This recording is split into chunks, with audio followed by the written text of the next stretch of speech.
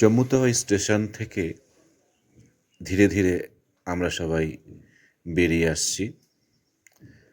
হাতে সবারই লাগেজ আছে। এ আমাদের ট্যুর অপারেটর সবাইকে সব কিছু ডেস্টিনেশন বুঝিয়ে দিচ্ছে।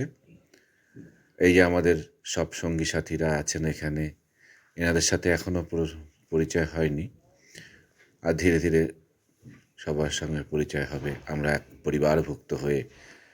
আর আজকের এই ভ্রমণের 10-12 দিন একসাথে কাটাবো। আমাদের গাড়ি ছেড়ে দিয়েছে, ওই আগে একটা গাড়ি যাচ্ছে, পেছনের গাড়িতে আমরা আছি। গাড়িটা চলেছে এখন জম্মুর পাটনিটপের উদ্দেশ্যে রওনা দিল। ধীরে ধীরে আমরা এগিয়ে চলেছি পাহাড়ি উপত্যকার পথ বেয়ে। চারিদিক জঙ্গল, পাহাড়ের মধ্যে ছোট ছোট ঘর বাড়িগুলো ধীরে ধীরে পাস হয়ে যাচ্ছে।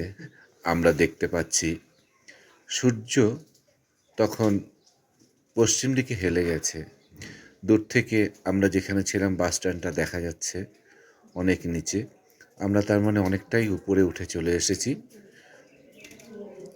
হ্যাঁ, এখান থেকে দেখা যাচ্ছে ওই জম্মু সিটিটা অনেকটা। এখানে একটা টার্নিং আছে, নিলেও আমরা এগিয়ে চললাম পাটনিটপের উদ্দেশ্যে। যেতে যেতে পথে আমাদের কিছু নানান রকম অভিজ্ঞতা হলো, সবার সঙ্গে কিছু কিছু পরিচয় হলো।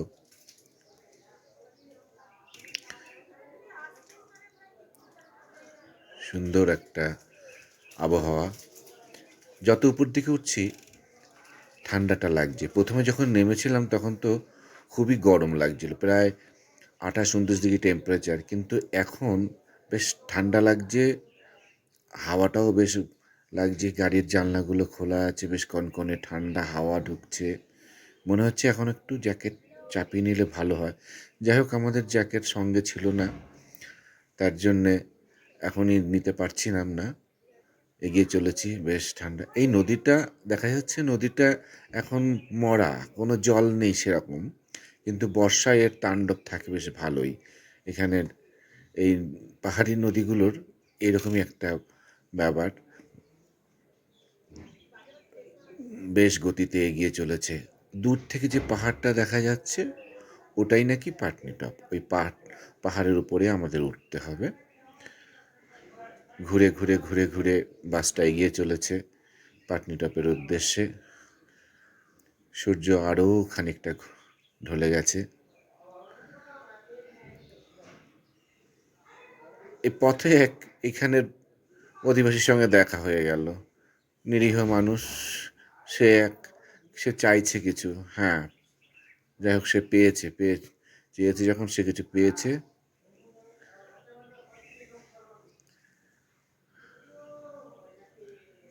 হ্যাঁ, এই যে পেয়ে খাওয়াও হয়ে গেছে তার। আমরা এগিয়ে চলব আবার সেই পাহাড়ি পথ বেয়ে। দূর থেকে দেখা যাচ্ছে পাটনিটপের পাহাড়ের চূড়াটা। এরকম ছোট বড় পাহাড়ি উপত্যকা বেয়ে এগিয়ে চলেছি আমরা।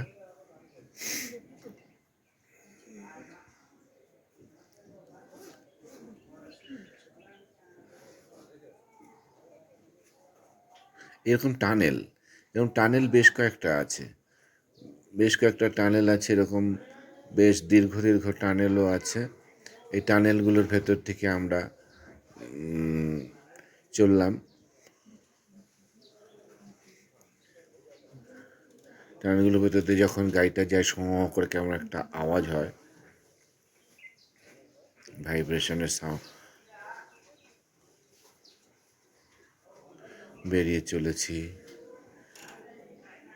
এখন সন্ধ্যাটা হয়ে এসছে। দূর থেকে পাহাড়ের কোলে সমস্ত হোটেল বাড়িঘরগুলোর আলো জ্বলে উঠেছে। বেশ মায়াময় একটা সন্ধ্যা। এইখানে আমরা একটু চা পান করব, তারই একটা জন্য গাড়িটা থেমেছে। চা করব এবং কিছু স্ন্যাক্স আমাদের মানে ট্রাভেলার প্রোভাইড করছে।